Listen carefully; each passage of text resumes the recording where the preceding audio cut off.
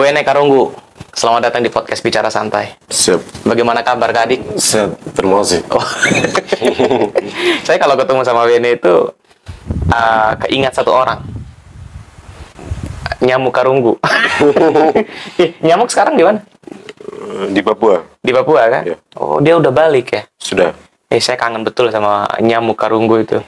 Ini teman-teman, Wene Karunggu ini adalah adik kandung dari Nyamuk Karunggu. Jadi kita undang ke sini ingin meneruskan perjuangan. Kira-kira begitu ya?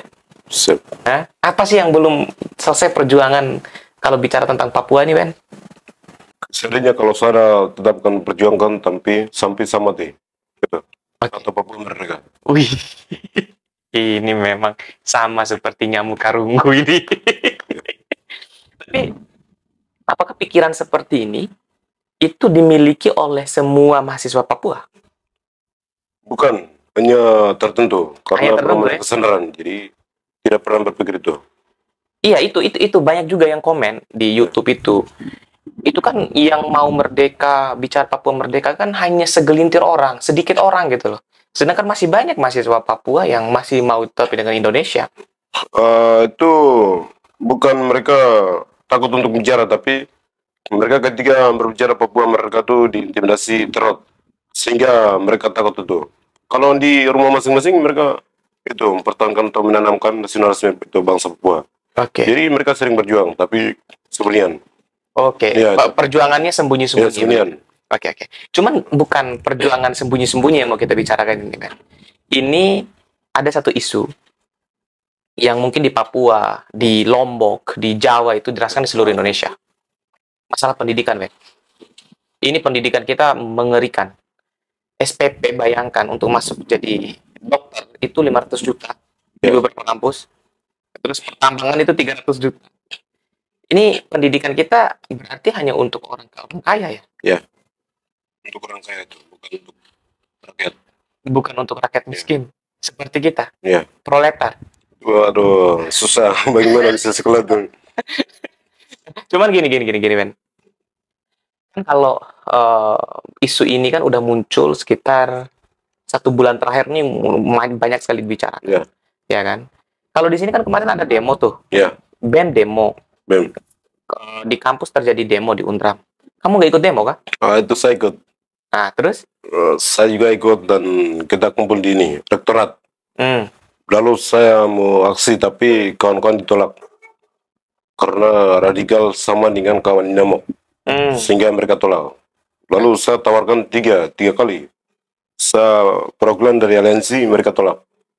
Lalu keduanya perwakilan dari Fakultas Hukum, tapi mereka tolak juga. Oke.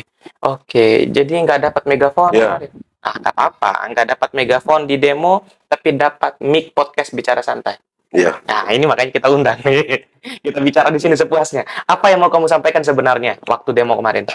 itu saya berpikir dengan generasi yang akan datang, sehingga saya mau menyampaikan dan menolak dengan UKT yang dinaikkan oleh otoriter kampus tersendiri itu. Tapi kawan-kawan tidak tuh kasih kesempatan. Iya kan, kalau SPP ini ya, anggap aja di Unram. Di Unram sekarang berapa? 7.500. 7.500.000. Ya, itu satu semester. Satu semester. Itu dipukul rata, kan? Ya, rata semua. Oke, bentar. Apalagi farmasi itu lebih mahal ya? ya mahal, 100-an tuh. Itu anggap aja 7.500.000 ya. UMR kita ya di NTB ini itu 2.400.000 atau 2.600.000 gitu. Ya. Kan jaraknya jauh tuh. Gitu. Itu masuk akal atau enggak menurut kamu? Itu tidak masuk akal.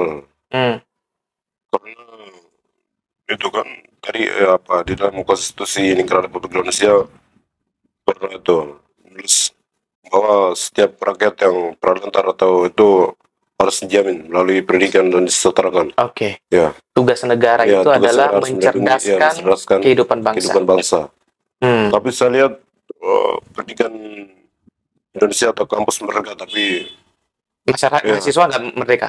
nggak merdeka sama sekali itu. Buktinya Wene Karunggu nggak dikasih megafon. Ya, itu.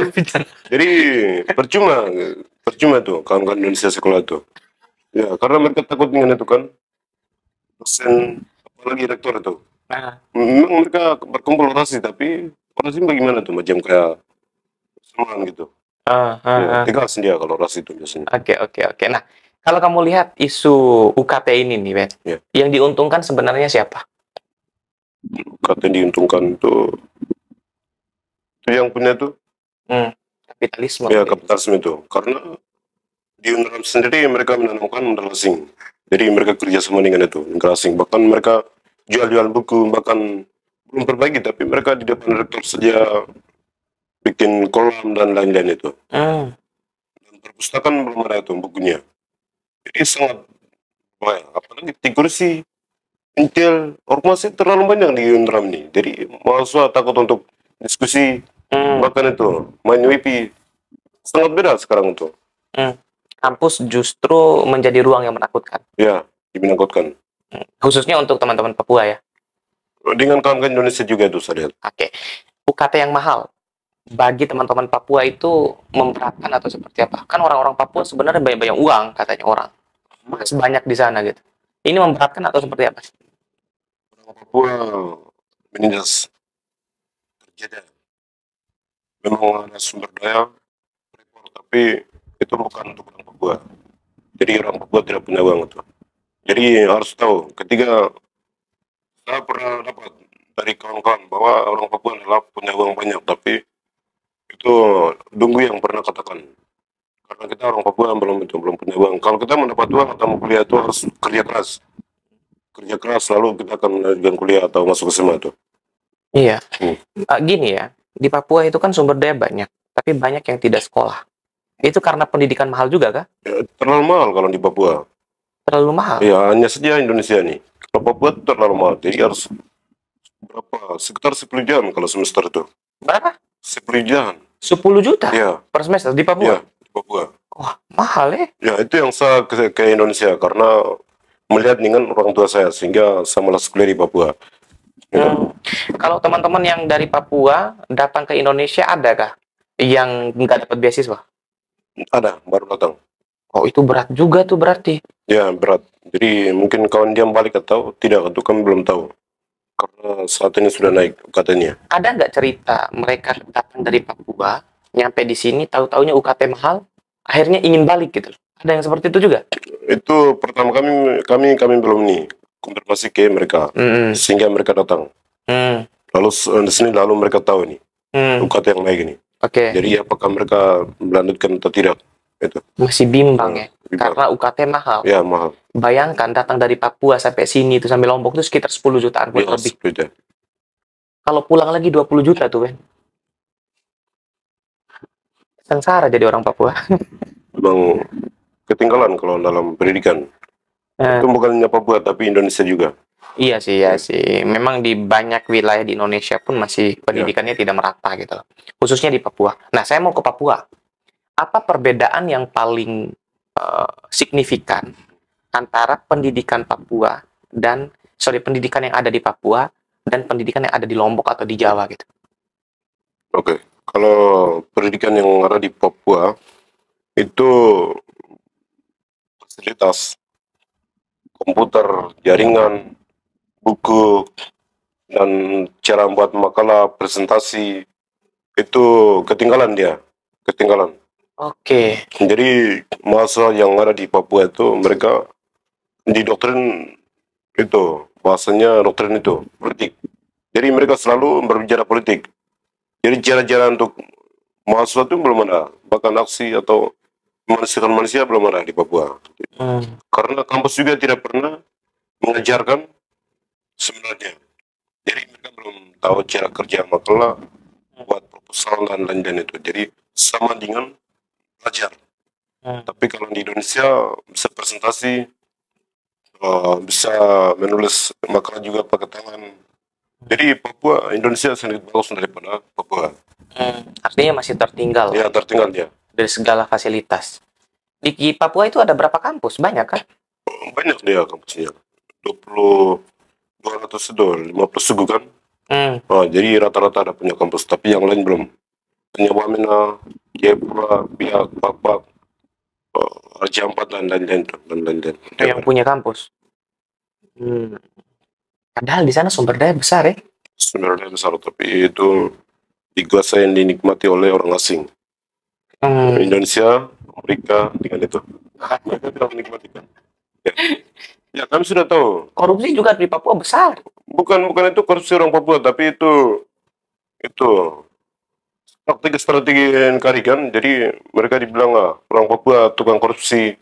Lalu mereka masuk dalam itu. Dihabiskan orang Papua itu taktik itu, penjajah itu. Oh, berarti itu hanya taktik. Ya, menurut Wene Karunggu nih. Bukan menurut, tapi ini fakta yang terjadi. Apalagi Lukas NMB itu. Dia bukan tukang korupsi, tapi soalnya gini, Wen, kalau korupsi ada besar, ya pendidikan, kesehatan itu menjadi konsekuensi yang tidak bisa dijalankan gitu. Hal-hal yang nggak bisa gratis akhirnya. Ya. Kalau korupsi itu terjadi di Papua itu salah satu provinsi yang korupsinya tinggi, menurut ICW. Itu Bang dapat dari mana? Nah, ICW, Indonesian Corruption Watch.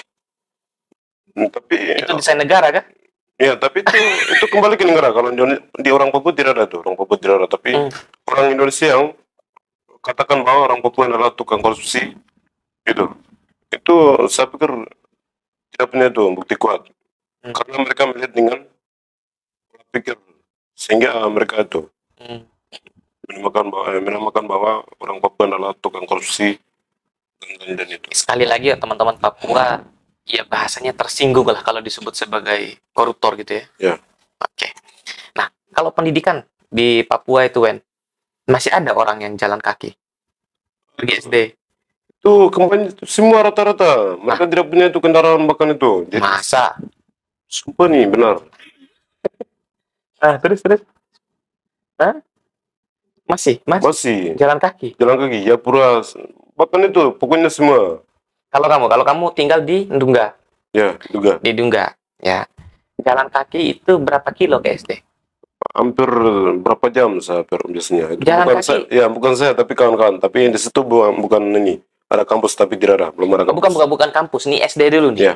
Jarak rumah kamu ke SD itu berapa lama? Sekitar 1 jam. Jalan kaki? Iya, jalan kaki. 1 jam, Pak, jalan kaki. Apalagi Wamena. SMP? Sama. 1 jam juga? Ya. SMA? Sama, itu satu ini kan. Oh, satu area gitu ya. Jadi, bukan banyak kampus itu sekolahnya, tapi hanya satu area. Kalau diduga itu. Oh gitu. Ya, dan jalan juga belum itu. Jalan juga belum ada. Bahkan rakyat juga susah keluar masuk karena itu perang. Diperiksa ya? Ya, diperiksa. Kamu bawa-bawa seperti ini nih, kalau ada orang yang curiganya ada senjata atau apa kayak gitu kira-kira ya? Itu jelas. Apalagi saya pakai ini. Apa itu? Pasti akan ditangkap. Oh, simbol ini. Oh. Ya. Kalau di sini aman. Kalau di sini aman. Ini ruang merdeka untuk siapapun menyampaikan pikirannya. Karena bagaimanapun, kita menginginkan bahwa kesetaraan untuk semua rakyat Indonesia itu terjadi gitu loh. Bahkan sampai ke pelosok Papua. Gitu. Jangan sampai ada orang Papua yang merasa terus didiskriminasikan. Itu nggak boleh di Republik ini. Itu kenapa kemudian podcast ini muncul. Ya. Kita undang teman-teman Papua untuk bicara tentang isu ekonomi, sosial, hak asasi manusia, termasuk pendidikan yang kita bicarakan sekarang. Karena kita mau orang Papua merasa bahwa kita serasa senasib sepenanggungan. Ya. Apalagi UKT mahal. Aduh, ini bahaya. Kalau bagi saya ini susah. Jadi itu, Rektor Tunram ini harus berpikir dengan generasi. Lebih khususnya di Lombok. Ya. Bukan hanya Rektor UNRAM, Rektor seluruh Indonesia. Seluruh Indonesia. Menteri juga, ya, tapi terutama Lombok. Kalau saya kuliah di Lombok kan. Iya benar. Saya berbicara demi kawan-kawan itu. Iya. Rakyat. Apa pesannya untuk teman-teman mahasiswa yang berjuang untuk penurunan UKT ini? Apa yang mau disampaikan ke mereka? Ya, saya sebagai mahasiswa Papua menyampaikan kepada kawan-kawan yang ada di seluruh Indonesia harus melakukan kritis dalam hal aksi untuk itu pemungkaman orang akademisi kampus dan menuntut untuk menurunkan UKT yang dinaikkan oleh kapitalisme. Dan kawan-kawan juga jangan negosiasi dengan rektor, tapi kawan-kawan berpikir untuk banyak orang. Karena saya juga melihat dengan kawan-kawan punya itu kemarin kita aksi itu di Untram. Itu aksinya bukan untuk banyak orang, tapi kepentingan sendiri. Sehingga kawan-kawan yang seperti itu, tapi untuk berpikir banyak orang. Itu saja. Oke. Terima kasih Wene Karunggu udah mampir di podcast Bicara Santai. Ya. Ada lagi mau disampaikan? Tidak. Cukup, Pak? Cukup. Cukup ya. Kita berharap bahwa pendidikan bisa diakses oleh semua orang, termasuk kawan-kawan Papua. Orang Papua itu cerdas-cerdas. Mereka dibesarkan oleh penderitaan. Karena menurut saya, calon pemimpin yang paling ideal itu adalah mereka yang pernah merasakan kesusahan. Kalau anak pejabat jadi pemimpin, mereka nggak pernah ngerasain susah. Makanya dia menindas. Tapi kalau kita pernah merasakan penderitaan, ketika menjadi pemimpin, kita akan hati-hati untuk melakukan kebijakan yang menindas orang banyak. See you, teman-teman. Terima kasih banyak. Wene Karunggo ya. Terima kasih, Bang. Oke, besok-besok kita bikin konten lagi. Siap. Oke, see you. Bye.